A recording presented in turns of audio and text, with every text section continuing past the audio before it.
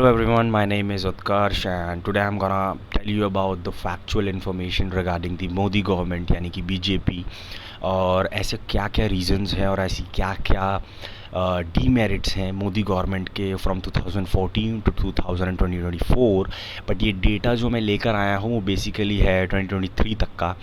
तो मैं कुछ चीज़ें ऐसी बताऊंगा जो मुझे ऐसा लगता है कि लूप होल्स हैं बीजेपी गवर्नमेंट में, और ऐसी कौन कौन सी स्कीम्स हैं, ऐसे कौन कौन से इनिशिएटिव्स लिए थे मोदी गवर्नमेंट ने फ्रॉम 2014 टू 2023 बट वो फेल हुए, कुछ कुछ सक्सेसफुल हुए, कुछ पॉजिटिव इम्पैक्ट रहा है, कुछ नेगेटिव इम्पैक्ट रहा है। So first time in 2014 prime minister Narendra Modi got elected and became the prime minister of India. फिर 2019 में इलेक्शंस हुए, बहुत अच्छी मार्जिन से वो लोग जीते by defeating the opposition Congress.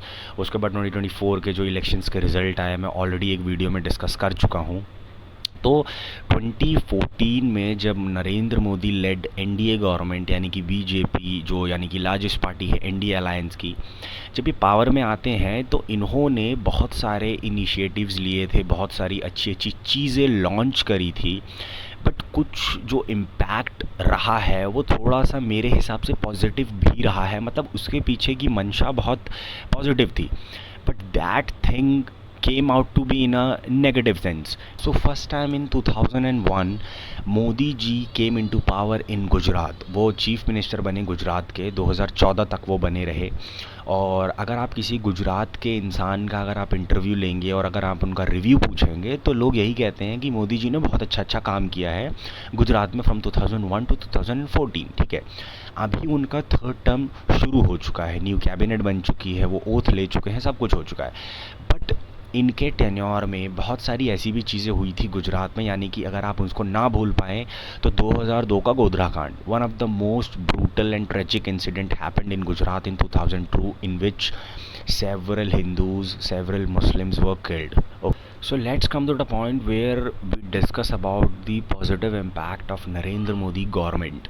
तो मैं इतना तो आपको बिल्कुल अश्योरेंस से कह सकता हूँ कि येस, मेंटेनिंग इंटरनेशनल रिलेशंस, ठीक है, इंटरनेशनल रिलेशंस को मेंटेन करने में विद सुपर ग्लोबल पावर्स वो मोदी गवर्नमेंट ने बहुत अच्छा किया है। Like the US, like the Italy, like the USA, ये बहुत अच्छा इम्पैक्ट रहा है। और इंटरनेशनल लेवल पे इंडिया की जो एक रिस्पेक्ट है, इंडिया की जो एक ग्लोबल प्रेजेंस है, वो बहुत अच्छी तरीके से इम्पैक्ट हुई है ड्यूरिंग नरेंद्र मोदी गवर्नमेंट। उसको लेके एनडीए गवर्नमेंट यानी बीजेपी ने बिल्कुल भी कॉम्प्रोमाइज़ नहीं किया है।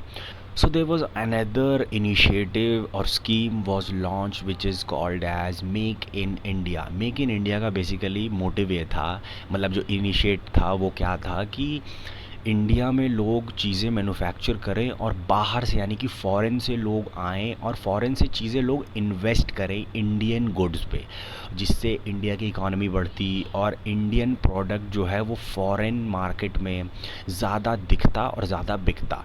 तो ये बहुत अच्छा इनिशिएटिव था। कितना ये सक्सेसफुल हुआ, कितना नहीं हुआ, मैं उसके बारे में आगे भी बताऊँगा। जो थर्ड चीज़ मेरे हिसाब से हुई है वो है digital India. Digital India was another one of the best initiative by the BJP government, जिसमें उन्होंने वो लॉन्च करने का उनका बेसिकली मोटिव ये था कि जिससे डिजिटल जो हम लोग डिजिटल वर्ल्ड की तरफ लोग बढ़ रहे हैं, एआई इंट्रोड्यूस हो चुका है, बहुत सारी चीज़ें इंट्रोड्यूस हो चुकी हैं, तो उसके लिए जिससे लोग डिजिटल चीज़ों के बारे में लिटरेट हो सकें, डिजिटली चीज़ों का यूज़ कर सकें, उसके लिए बहुत अच्छा इम्पैक्ट था। और जो फोर्थ चीज़ मेरे हिसाब से है, जो मैंने पढ़ी है, जो मैंने जानी है, वो था स्वच्छ Bharat mission.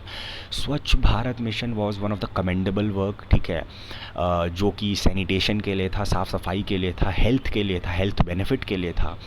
So in 2014 when Narendra Modi government came in power, they have initiated a scheme which is known as Namami Gange, in which ये बात कही गई थी कि हम रिवर गंगा को क्लीन करेंगे बाय 2019, बट ये फर्दर पुश कर दिया गया 2021 तक के लिए। बट इतना गलत इम्पैक्ट पड़ा इस स्कीम का कि हुआ क्या है कि 2016 में इसकी नेशनल गंगा काउंसिल बनी थी और इसकी जो पहली मीटिंग करी गई थी वो 3 साल बाद की गई थी। सो एक दिल्ली बेस्ड एनजीओ की स्टडी के हिसाब से रिवर गंगा हाईली पोल्यूटेड है विद माइक्रो प्लास्टिक्स, जिसकी हाईएस्ट कॉन्सेंट्रेशन पीएम की कॉन्स्टिट्यूएंसी से पाई गई है। प्रधानमंत्री उज्ज्वल योजना लॉन्च की गई थी 2016 में, जिसका मेन मोटिव था कि जो रूरल एरियाज़ में वुमेन रहती हैं उनको बहुत ज़्यादा हेल्थ इश्यूज़ होते हैं वाइल मेकिंग फूड, क्योंकि वो जो फूड बनाती हैं वो लकड़ी से बनाती हैं, कोल से बनाती हैं और फसल जलाकर बनाती हैं, जिससे ब्रीदिंग प्रॉब्लम और रेस्पिरेटरी ऑर्गन प्रॉब्लम्स हो सकती हैं और होती हैं। इसलिए ये स्कीम लॉन्च की गई थी। बट अगर मैं इसके इंक्रीज़मेंट की बात करूं तो खाली 20% ही इंक्रीज़ हुआ है लोगों के घर में जब से ये स्कीम लॉन्च हुई है। मैं अब खाली दो रिपोर्ट्स की बात करूंगा, एक बात करूंगा नेशनल स्टैटिस्टिकल रिपोर्ट की और दूसरी बात करूंगा सीएजी की रिपोर्ट की जो कि लॉन्च हुई थी। अब मैं इसको अब बताता हूं बड़े ही खोलकर। तो नेशनल स्टैटिस्टिकल रिपोर्ट में ये कहा गया था कि 5 में से 2 घरों में आज भी गैस सिलेंडर यूज़ नहीं होता है और आधे से ज़्यादा घरों में आज भी खाना लकड़ी, कोल और फसलों से ही बनाया जा रहा है।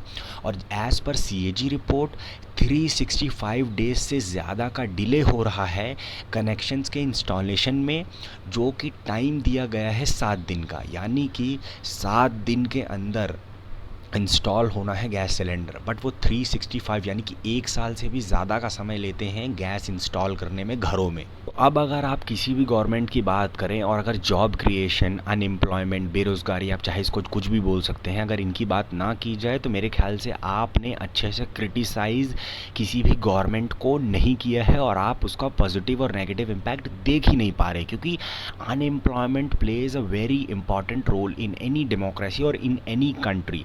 तो let's come to the point where we discuss about the job creation. तो बेरोजगारी लास्ट 45 सालों में 7.8% बढ़ी है फ्रॉम नवंबर 2019।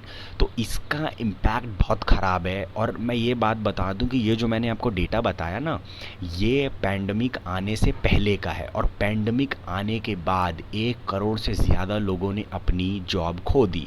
अब अगर बहुत से लोग ये भी कहेंगे कि भाई पैंडमिक में तो सब देशों का यही हाल था, इकोनॉमी डाउन जा रही थी, बहुत सारी चीज़ें थी, but I am not criticising the government for this thing, क्योंकि पैंडमिक में सारे देश बहुत बुरी सिचुएशन में थे। Even that was a very tough phase, but India ने तब भी बहुत अच्छा इम्पैक्ट दिया, इकोनॉमी बहुत अच्छे से लेवल पे लेकर आई। बट रिसेंटली पार्लियामेंट में यूनियन गवर्नमेंट ने एक रिपोर्ट पब्लिश करी और उसमें उन्होंने कहा कि टोटल 22 करोड़ लोगों ने गवर्नमेंट जॉब के लिए अप्लाई किया है, बट सिर्फ और सिर्फ 7 लाख लोगों को, यानी कि 1 करोड़ लोगों को भी जॉब नहीं मिली है। अब अगर ये अनएम्प्लॉयमेंट नहीं है तो ये क्या है? ठीक है, मोदी जी का 3rd टर्म शुरू हो चुका है और लोगों को इस चीज़ पे क्रिटिसाइज़ करना चाहिए कि नहीं करना चाहिए, I don't know. But yes, मेरे हिसाब से ये कुछ लूप होल्स हैं। बहुत सारे वादे किए गए थे जो कि वादे पूरे नहीं किए गए हैं। मेरे हिसाब से मोदी गवर्नमेंट को नए वादों की तरफ तो बढ़ना चाहिए, वो तो जो है ही है। उसके साथ साथ जो उन्होंने इनिशिएटिव्स, जो उन्होंने स्कीम्स लाए थे जो कि सक्सेसफुल नहीं हुई, तो उसके ऊपर काम करना चाहिए कि ऐसे क्या रीजंस थे कि क्यों सक्सेसफुल नहीं हुई। और जिन प्रोजेक्ट्स को लाइक जैसे नमामि गंगे, उनको उन्होंने इनकम्प्लीट ही छोड़ दिया है, तो उसको इनकम्प्लीट क्यों छोड़ दिया है? तो this message is for all कि भाई अगर आप इन प्रोजेक्ट्स को, डीमोनेटाइजेशन जैसी चीज़ों को अगर आप सक्सेसफुल कहते हैं, जीएसटी जैसी चीज़ों को अगर आप सक्सेसफुल कहते हैं, तो क्यों कहते हैं? आप डेटा देखिए, आप फैक्चुअल बात कीजिए। तो मेरे हिसाब से तो ये सक्सेसफुल नहीं है। और ठीक है, आपको लोग क्रिटिसाइज़ करते हैं, बट अगर आप उन चीज़ों को अच्छा करते हैं तो लोग उन सब चीज़ों को प्रेज़ भी करते हैं। Just like the international relations, जिस हिसाब से मोदी गवर्नमेंट ने इंटरनेशनल रिलेशंस को मेंटेन किया है, दैट इज़ कमेंडेबल, उसकी तारीफ़ करनी चाहिए। बट और सारी चीज़ें देखी जाएं तो उस सब चीज़ों में मोदी गवर्नमेंट लैक कर रही है।